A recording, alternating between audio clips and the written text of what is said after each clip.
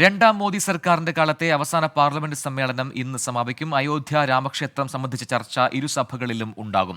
Budget സമ്മേളനത്തിന് കൊടിയിറങ്ങുന്നതോടെ രാജ്യം election ടൂറിലേക്ക് കടക്കും. തെരഞ്ഞെടുപ്പ് കമ്മീഷന്റെ സംസ്ഥാന പര്യടനങ്ങൾക്ക് ഈ മാസം 15 തുടക്കമാകും. രാഷ്ട്രീയ പാർട്ടികളുടെ സംയുക്ത യോഗവും തെരഞ്ഞെടുപ്പ് പ്രഖ്യാപനവും അടുത്ത മാസം ആദ്യം ഉണ്ടാകും. ആർ രാധാകൃഷ്ണൻ നൽകും ഡൽഹിയിൽ നിന്നും വിശദാംശങ്ങൾ. ആർക്കെ വിവരങ്ങൾ.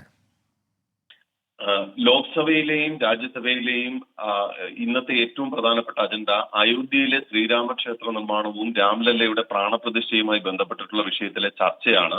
റൂൾ 193 അനുസരിച്ചിട്ടുള്ള ചർച്ചയാണ് ബഡ്ജറ്റ് സമ്മേളനത്തിന്റെ അവസാന ദിവസം പാർലമെന്റിലെ ഇരുസഭകളിലും നടക്കാനായി പോകുന്നത്. ഉത്തർപ്രദേശിൽ നിന്നുള്ള BJP അംഗം സത്യപാൽ സിംഗ് നൽകിയ നോട്ടീസിന്റെ അടിസ്ഥാനത്തിലാണ് ലോക്സഭയിലെ ചർച്ച. രാജ്യസഭയിൽ BJP അംഗം ഡോക്ടർ സുധാംശു ത്രിവേദിയാണ് നോട്ടീസ് നൽകിയിരിക്കുന്നത്. ഈ രാജ്യത്തെ ലോക്സഭാ തെരഞ്ഞെടുപ്പ് നടക്കാൻ പോകുന്ന സാഹചര്യത്തിൽ രാമക്ഷേത്ര നിർമ്മാണം അനുകൂല രാഷ്ട്രീയ വിഷയമായി പ്രചരിപ്പിക്കാൻ BJP തീരുമാനിച്ചിട്ടുണ്ട്. ഇതുമായി ബന്ധപ്പെട്ട് പ്രധാനമന്ത്രി നരേന്ദ്രമോദിയോ അല്ലെങ്കിൽ കേന്ദ്ര ആഭ്യന്തരമന്ത്രി അമിത്ഷായോ സഭകളിൽ സംസാരിക്കും എന്ന് ഇതുവരെയും വിവരമില്ല. 17ാം ലോക്സഭയുടെ അവസാന സമ്മേളനമാണ് ഇപ്പോൾ ചേരുന്നത് എന്ന് പറയാം. അതുകൊണ്ട് തന്നെ അതിന് സമാനമായിട്ട് തെരഞ്ഞെടുപ്പിനായിട്ടുള്ള ഒരുക്കങ്ങൾ കേന്ദ്ര തെരഞ്ഞെടുപ്പ് കമ്മീഷനും ശക്തമാക്കിയിട്ടുണ്ട്.